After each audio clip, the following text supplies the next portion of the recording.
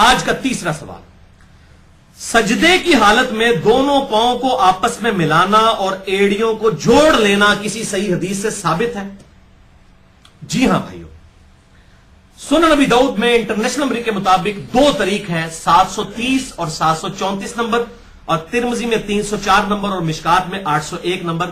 ابو حمید Saadi کی جو حدیث ہے 10 صحابہ کی موجودگی میں انہوں نے نماز کا طریقہ بتایا، بڑی ڈیٹیل حدیث ہے جس میں 11 صحابی ہیں ٹوٹل۔ میں کہتا ہوں یہ 11 سرکار، تو 11ویں سرکار ایک 11 سرکار ہے، انہوں نے پیچھے ٹوڑو،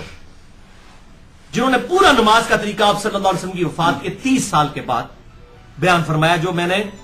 پچھلی نشست جو تھی کوسچن آنسر سیشن کی مسئلہ نمبر 110 بھی اس میں بیان کیا ہے۔ اس میں الفاظ ہے کہ آپ صلی اللہ علیہ وسلم سجدے کی حالت میں اپنے پاؤں کی انگلیوں کو کھول لیتے اور پنجوں کو قبلہ رخ کر لیتے، یعنی یہ کھل جاتی ہیں جب ایسے آپ اس کو دباتے ہیں، قبلہ رخ کر لیتے۔ یہاں سے یہ ثابت ہوا۔ اور المستدرک للحاکم میں انٹرنیشنل نمبر کے مطابق 832 نمبر حدیث ہے جسے امام حاکم نے بھی صحیح کہا، امام ذہبی نے بھی موافقت کی،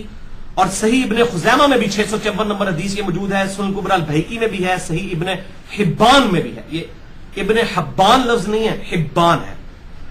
اس میں بھی موجود ہے۔ اور امام ابن خزیمہ جو امام بخاری کے شاگرد ہیں 654 نمبر حدیث تھی، اس میں باب باندھا کہ سجدے کی حالت میں ایڑیاں ملانا سنت ہے، اور اس میں یہ روایت لے کے آئے کہ عائشہ رضی اللہ تعالیٰ عنہ کا بیان ہے کہ میں نے نبی صلی اللہ علیہ وسلم کو دیکھا کہ آپ صلی اللہ علیہ وسلم سجدے کی حالت میں تھے اور آپ کی دونوں ایڑیاں آپس میں ملی ہوئی تھی سجدے کی حالت میں۔ ابو داؤد سے اور ترمذی سے پتا چلا کہ وہ پنجے قبلہ رخ تھے یوں مڑ کے،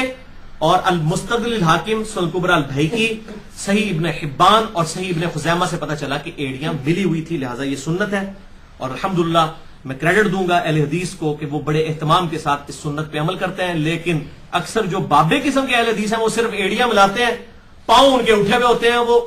انگلیاں جو ہیں وہ مڑ کے قبلہ رخ نہیں ہوتی ہیں، بعض کا کسی کی بیماری بھی ہو سکتی ہے، لیکن انگلیاں کا موڑنا بھی، انگلیوں کا موڑنا قبلہ رخ کرنا ہی ضروری ہے۔ اگر پاؤں سجدے میں اٹھ بھی جائے نماز ٹوٹتی نہیں ہے، یہ بڑا غلط مشہور ہے، ایون فقہ حنفی والوں نے بھی لکھا ہے یہ غلط مشہور ہے، اتنا غلط ہے کہ انہوں نے بھی لکھا ہے کہ غلط ہے، تو باقی اس کو چھوڑ دیں۔ بہار شریعت میں انہوں نے لکھا ہوا ہے، مفتی امجد علی صاحب جو احمد بریلوی صاحب کے خلیفہ ہیں، کہ یہ بالکل باطل بات ہے، اگر اٹھ بھی جائیں پاؤں دوبارہ رکھ لیں، کوئی حرج نہیں ہے، اس سے کوئی نماز نہیں ٹوٹتی ہے۔ ہاں یہ ہے کہ سجدے کی حالت میں وہ جو 7 اعضاء پہ سجدہ کرنا بخاری مسلم میں ہے وہ واجب ہے۔ وہ 7 اعضاء کون سے ہیں؟ 2 ہاتھ، 2 گھٹنے، 2 پاؤں کے پنجے،